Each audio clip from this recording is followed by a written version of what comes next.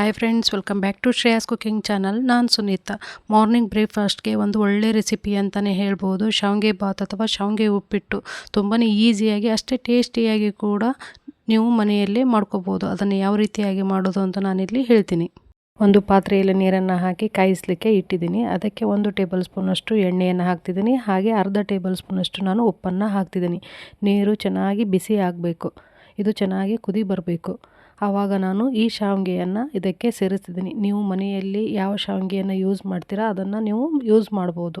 ಹಾಗೆ ನಾನಿಲ್ಲಿ 300 ಗ್ರಾಮ್ನಷ್ಟು ಅನಿಲ್ ಶಾವಿಗೆಯನ್ನು ಯೂಸ್ ಮಾಡ್ತಿದ್ದೀನಿ. ಕೇವಲ ಒಂದು 2 ನಿಮಿಷ ಈ ಶಾವಿಗೆ ಬೆಂದರೆ ಸಾಕು. ಈ ಎಣ್ಣೆಯನ್ನು ಹಾಕೋದ್ರಿಂದ ಶಾವಿಗೆ ಉದುರುದುರಾಗಿ ಬರುತ್ತೆ. ಹಾಗೆ ಸ್ವಲ್ಪ ಉಪ್ಪನ್ನು ಹಾಕಿದರೆ ಈ ಶಾವಿಗೆ ಉಪ್ಪಿಟ್ಟು ಮಾಡ್ತೀವಲ್ಲ, ಉಪ್ಪನ್ನು ಚೆನ್ನಾಗಿ ಹಿಡಿಯುತ್ತೆ. ನೋಡಿ, ಈ ಥರ ಕುದಿ ಬರ್ತಿದೆ. ಇವಾಗ ನೋಡಿ ಉದುರುದುರಾಗಿದೆ. ಇವಾಗ ಗ್ಯಾಸನ್ನು ಆಫ್ ಮಾಡಿ ಒಂದು ಜಾಲರಿಗೆ ನಾನು ಈ ಶಾವಿಗೆಯನ್ನು ಸೋಸ್ತೀನಿ. ಕೆಳಗಡೆ ಒಂದು ಪಾತ್ರೆಯನ್ನಿಟ್ಟು ನೀವು ಈ ಶಾವಿಗೆಯನ್ನು ಈ ಜಾಲರಿಗೆ ಹಾಕಿ ಅದರ ಮೇಲೆ ಒಂದು ಸ್ವಲ್ಪ ನಾನಿವಾಗ ತಣ್ಣೀರನ್ನು ಹಾಕ್ತಿದ್ದೀನಿ. ಯಾಕಂದರೆ ಮುದ್ದೆಯಾಗಿ ಬರಬಾರ್ದಲ್ಲ ಶಾವಿಗೆ, ಹಾಗಾಗಿ ನಾನು ಈ ಶಾವಿಗೆ ಮೇಲೆ ಸ್ವಲ್ಪ ತಣ್ಣೀರನ್ನು ಹಾಕ್ತಿದ್ದೀನಿ. 1 ಲೀಟರ್ನಷ್ಟು ತಣ್ಣೀರನ್ನು ಹಾಕ್ತಿದ್ದೀನಿ. ಈ ಶಾವಿಗೆ 300 ಗ್ರಾಮ್ನಷ್ಟು ನಾನು ತೆಗೆದುಕೊಂಡಿದ್ದೀನಿ. 6 ಜನಕ್ಕೆ ಆಗುವಷ್ಟು ನಾನು ಶಾವಿಗೆ ಬಾತನ್ನು ಮಾಡ್ತಿದ್ದೀನಿ. ನೋಡಿ, ತಣ್ಣೀರನ್ನು ಹಾಕಿದ ಮೇಲೆ ಹೀಗೆ ಉದುರುದುರಾಗಿ ಬಂದಿದೆ. ಇವಾಗ ಇದಕ್ಕೆ ಒಗ್ಗರಣೆಯನ್ನು ಮಾಡೋಣ. ಗ್ಯಾಸ್ ಮೇಲೆ ಒಂದು ಕಡಾಯಿಯನ್ನು ಇಟ್ಟು ಅದಕ್ಕೆ ಎಣ್ಣೆಯನ್ನು ಹಾಕ್ತಿದ್ದೀನಿ. ಎಣ್ಣೆ ಚೆನ್ನಾಗಿ ಬಿಸಿ ಆಗಬೇಕು. ಗ್ಯಾಸನ್ನು ಮೀಡಿಯಮ್ ಫ್ಲೇಮಲ್ಲಿಟ್ಟು ನಾನು ಅರ್ಧ ಬಟ್ಲಷ್ಟು ಶೇಂಗಾ ಕಾಳನ್ನು ಇದಕ್ಕೆ ಸೇರಿಸ್ತಿದ್ದೀನಿ. ನಿಮಗೆ ರುಚಿಗೆ ತಕ್ಕಷ್ಟು ಎಷ್ಟು ಬೇಕು ನೋಡಿ ನೀವು ಹಾಕ್ಬೋದು. ಹಾಗೆ ಅರ್ಧ ಬಟ್ಲನಷ್ಟು ನಾನು ಗೋಡಂಬಿಯನ್ನು ಇದಕ್ಕೆ ಸೇರಿಸ್ತಿದ್ದೀನಿ.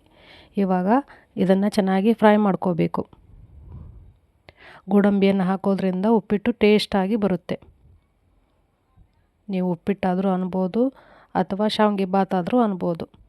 ನೋಡಿ, ಈ ಥರ ಲೈಟಾಗಿ ಕಲರ್ ಚೇಂಜ್ ಆಗಬೇಕು. ಇವಾಗ ಇದನ್ನು ಒಂದು ಬಟ್ಲಿಗೆ ನಾವು ತೆಗಿಬೇಕು.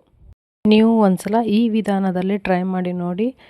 ಉಪ್ಪಿಟ್ಟು ಬಹಳನೇ ರುಚಿಯಾಗಿ ಅಷ್ಟೇ ಚೆನ್ನಾಗಿ ಉದುರುದುರಾಗಿ ಬರುತ್ತೆ. ಇವಾಗ ನಾನು ಶೇಂಗಾ ಕಾಳು ಮತ್ತು ಗೋಡಂಬಿಯನ್ನು ತೆಗೆದ ತಕ್ಷಣ ಇವಾಗ ಅದೇ ಎಣ್ಣೆಯಲ್ಲಿ 1 ಟೇಬಲ್ ಸ್ಪೂನಷ್ಟು ಕಡಲೆಬೇಳೆ, ಹಾಗೆ 1 ಟೇಬಲ್ ಸ್ಪೂನಷ್ಟು ಉದ್ದಿನಬೇಳೆ ಅಥವಾ ಕಾಳನ್ನು ನೀವು ಹಾಕ್ಬೋದು. 1 ಟೇಬಲ್ ಸ್ಪೂನಷ್ಟು ಸಾಸಿವೆ, ಹಾಗೆ 5 ರಿಂದ 6 ಹಸಿಮೆಣಸಿಕಾಯನ್ನು ಉದ್ದುದ್ದಾಗಿ ಕಟ್ ಮಾಡಿ ನಾನಿಲ್ಲಿ ಹಾಕ್ತಿದ್ದೀನಿ. ನಿಮ್ಮ ರುಚಿಗೆ ಅನುಗುಣವಾಗಿ ನೀವು ಖಾರವನ್ನು ಹಾಕ್ಬೋದು. ಸ್ವಲ್ಪ ಕರಿಬೇವಿನ ಸೊಪ್ಪನ್ನು ಇದಕ್ಕೆ ಹಾಕಿ ಚೆನ್ನಾಗಿ ಫ್ರೈ ಮಾಡ್ಕೋಬೇಕು. ಹಸಿ ವಾಸನೆ ಎಲ್ಲ ಹೋಗಬೇಕು. ನಂತರ 1 ಬಟ್ಲಿನಷ್ಟು ನಾನು ಈರುಳ್ಳಿಯನ್ನು ಕಟ್ ಮಾಡಿ ಹಾಕ್ತಿದ್ದೀನಿ. ನಾನಿಲ್ಲಿ 2 ಈರುಳ್ಳಿಯನ್ನು ಕಟ್ ಮಾಡಿ ಚಿಕ್ಕದಾಗಿ ಹಾಕ್ತಿದ್ದೀನಿ. ಎಣ್ಣೆಯಲ್ಲಿ ಚೆನ್ನಾಗಿ ಫ್ರೈ ಆಗಬೇಕು. ಹಾಗೆ 1 ಇಂಚಿನಷ್ಟು ಶುಂಠಿಯನ್ನು ತುರಿದ್ಬಿಟ್ಟು ನಾನು ಇದಕ್ಕೆ ಹಾಕ್ತಿದ್ದೀನಿ. ಈ ರೀತಿ ಹಾಕೋದ್ರಿಂದ ಉಪ್ಪಿಟ್ಟು ಚೆನ್ನಾಗಿ ಬರುತ್ತೆ. ಹಾಗೆ ಅರ್ಧ ಟೇಬಲ್ ಸ್ಪೂನಷ್ಟು ಅರಿಶಿಣ ಪುಡಿಯನ್ನು ಹಾಕ್ತಿದ್ದೀನಿ. ಅರಿಶಿಣ ಪುಡಿ ಹಸಿ ವಾಸನೆ ಹೋಗೋ ತನಕ ಚೆನ್ನಾಗಿ ಫ್ರೈ ಮಾಡ್ಕೋಬೇಕು. ನಿಮಗೆ ಶಾವಿಗೆ ಬಾತ್ ವೈಟ್ ಕಲರ್ ಬೇಕಾದರೆ ಅರಿಶಿಣ ಪುಡಿಯನ್ನು ಹಾಕಿಬಿಡಿ, ಸ್ಕಿಪ್ ಮಾಡಿ. ಗ್ಯಾಸನ್ನು ಮೀಡಿಯಮ್ ಫ್ಲೇಮಲ್ಲಿಟ್ಟು ಈ ಥರ ಚೆನ್ನಾಗಿ ಫ್ರೈ ಮಾಡ್ಕೋಬೇಕು. ಯಾರೆಲ್ಲ ಫಸ್ಟ್ ಟೈಮ್ ನಮ್ಮ ಚಾನಲನ್ನು ನೋಡ್ತಿದ್ದೀರಾ, ದಯವಿಟ್ಟು ನಮ್ಮ ಚಾನಲನ್ನು ಸಬ್ಸ್ಕ್ರೈಬ್ ಮಾಡಿ. ಹಾಗೆ ಈ ವಿಡಿಯೋ ಇಷ್ಟ ಆದರೆ ಲೈಕ್ ಕೊಡಿ. ಹಾಗೆ ರುಚಿಗೆ ತಕ್ಕಷ್ಟು ಒಂದು ಅರ್ಧ ಟೇಬಲ್ ಸ್ಪೂನಷ್ಟು ನಾನು ಉಪ್ಪನ್ನು ಹಾಕ್ತಿದ್ದೀನಿ. ಹಾಗೆ ನಾವು ಫ್ರೈ ಮಾಡಿ ಇಟ್ಕೊಂಡಿರುವಂಥ ಶೇಂಗಾ ಕಾಳು ಮತ್ತು ಗೋಡಂಬಿಯನ್ನು ಇದಕ್ಕೆ ಹಾಕ್ತಿದ್ದೀನಿ. ಇದರಿಂದ ಉಪ್ಪು ಎಲ್ಲ ಚೆನ್ನಾಗಿ ಹೀರ್ಕೊಳ್ಳುತ್ತೆ. ಉಪ್ಪು, ಖಾರ ಎಲ್ಲ ಅರಿಶಿಣ ಪುಡಿ ಚೆನ್ನಾಗಿ ಹೀರ್ಕೊಳ್ಳುತ್ತೆ. ಇದೆಲ್ಲ ಚೆನ್ನಾಗಿ ಮಿಕ್ಸ್ ಆದಮೇಲೆ ಶಾವಿಗೆಯನ್ನು ಇದಕ್ಕೆ ಹಾಕಬೇಕು. ಗ್ಯಾಸನ್ನು ಲೋ ಫ್ಲೇಮಲ್ಲಿಟ್ಟು ಎಲ್ಲ ನಾವು ಮಾಡಿಟ್ಕೊಂಡಿರುವಂತಹ ಶಾವಿಗೆಯನ್ನು ಇದಕ್ಕೆ ಸೇರಿಸ್ಕೊಂಡು ಚೆನ್ನಾಗಿ ಮಿಕ್ಸ್ ಮಾಡ್ಕೋಬೇಕು. ಹಾಗೆ ಯಾರೆಲ್ಲ ಹೊಸಬ್ರು ನಮ್ಮ ಚಾನಲನ್ನು ಸಬ್ಸ್ಕ್ರೈಬ್ ಮಾಡದೆ ನೋಡ್ತಿದ್ದೀರಲ್ಲ, ದಯವಿಟ್ಟು ನಮ್ಮ ಚಾನಲನ್ನು ಸಬ್ಸ್ಕ್ರೈಬ್ ಮಾಡಿ ನೋಡಿ. ಹಾಗೆ ಉತ್ತರ ಕರ್ನಾಟಕದ ಹೊಸ ರೆಸಿಪಿಗಾಗಿ ಮರೆಯದೆ ನಮ್ಮ ಚಾನಲನ್ನು ಸಬ್ಸ್ಕ್ರೈಬ್ ಮಾಡಿಕೊಂಡು ಪಕ್ಕದಲ್ಲಿರುವ ಬೆಲ್ ಬಟನ್ನ ಕ್ಲಿಕ್ ಮಾಡಿ ಆಲ್ ಅಂತ ಸೆಲೆಕ್ಟ್ ಮಾಡಿದರೆ ನಾವು ಮಾಡೋ ಪ್ರತಿಯೊಂದು ಹೊಸ ರೆಸಿಪಿಯ ನೋಟಿಫಿಕೇಷನ್ ನಿಮಗೆ ಮೊದಲು ಬರುತ್ತೆ. ಈ ಒಗ್ಗರಣೆ ಜೊತೆ ಈ ಶಾವಿಗೆಯನ್ನು ಚೆನ್ನಾಗಿ ಮಿಕ್ಸ್ ಮಾಡ್ಕೋಬೇಕು. ಗ್ಯಾಸನ್ನು ಲೋ ಫ್ಲೇಮಲ್ಲಿಟ್ಟು ಈ ವಿಧಾನದಲ್ಲಿ ಒಂದ್ಸಲ ಈ ಶಾವಿಗೆ ಬಾತನ್ನು ಟ್ರೈ ಮಾಡಿ ನೋಡಿ. ತುಂಬಾ ರುಚಿಕರವಾಗಿ ಬರುತ್ತೆ. ಕೇವಲ 10 ನಿಮಿಷದಲ್ಲಿ ನೀವು ಈ ಶಾವಿಗೆ ಬಾತನ್ನು ರೆಡಿ ಮಾಡ್ಕೋಬೋದು. ಫೆಸ್ಟಿವಲ್ ರೆಸಿಪಿಗಳು ಮತ್ತು ಪ್ರಸಾದ, ನೈವೇದ್ಯ ಹಾಗೆ ಸೀಸನಲ್ ರೆಸಿಪಿಗಳನ್ನು ನಾನು ನಮ್ಮ ಚಾನಲಲ್ಲಿ ಅಪ್ಲೋಡ್ ಮಾಡ್ತಾ ಇರ್ತೀನಿ. ದಯವಿಟ್ಟು ನಮ್ಮ ಚಾನಲನ್ನು ನೋಡಿ ಸಬ್ಸ್ಕ್ರೈಬ್ ಮಾಡ್ಕೊಳ್ಳಿ. ಚೆನ್ನಾಗಿ ಒಂದ್ಸಲ ಮಿಕ್ಸ್ ಮಾಡ್ಕೋಬೇಕು. ಮಾರ್ನಿಂಗ್ ಬ್ರೇಕ್ಫಾಸ್ಟ್ಗೆ ಒಳ್ಳೆ ರೆಸಿಪಿ ಅಂತಲೇ ಹೇಳ್ಬೋದು ಈ ಶಾವಿಗೆ ಬಾತ್. ನೋಡಿ, ಈ ಥರ ಎಲ್ಲ ಚೆನ್ನಾಗಿ ಮಿಕ್ಸ್ ಆದಮೇಲೆ ಸ್ವಲ್ಪ ಕೊತ್ತಂಬರಿ ಸೊಪ್ಪನ್ನು ನಾನು ಇದಕ್ಕೆ ಹಾಕ್ತಿದ್ದೀನಿ. ಉಪ್ಪು ಕಡಿಮೆ ಇದ್ದರೆ ನೀವು ಒಗ್ಗರಣೆಯಲ್ಲಿ ಹಾಕ್ಬೋದು. ಈ ರೀತಿ ಮೇಲ್ಗಡೆ ಹಾಕಿದರೆ ಒಂದೇ ಸೈಡ್ ಕೊಡುತ್ತೆ. ಹಾಗಾಗಿ ಈ ಲೆವೆಲ್ಗಿದ್ದಾಗ ನೀವು ಉಪ್ಪು ಮಾತ್ರನ ಹಾಕಿಬಿಡಿ. ಇವಾಗ ನಾನು ಸ್ವಲ್ಪ ನಿಂಬೆಹಣ್ಣನ್ನು ಇದಕ್ಕೆ ಹಾಕ್ತಿದ್ದೀನಿ. ಒಂದು ಅರ್ಧ ಹೋಳಿನಷ್ಟು ನಿಂಬೆಹಣ್ಣನ್ನು ಹಿಂಡ್ತಿದ್ದೀನಿ.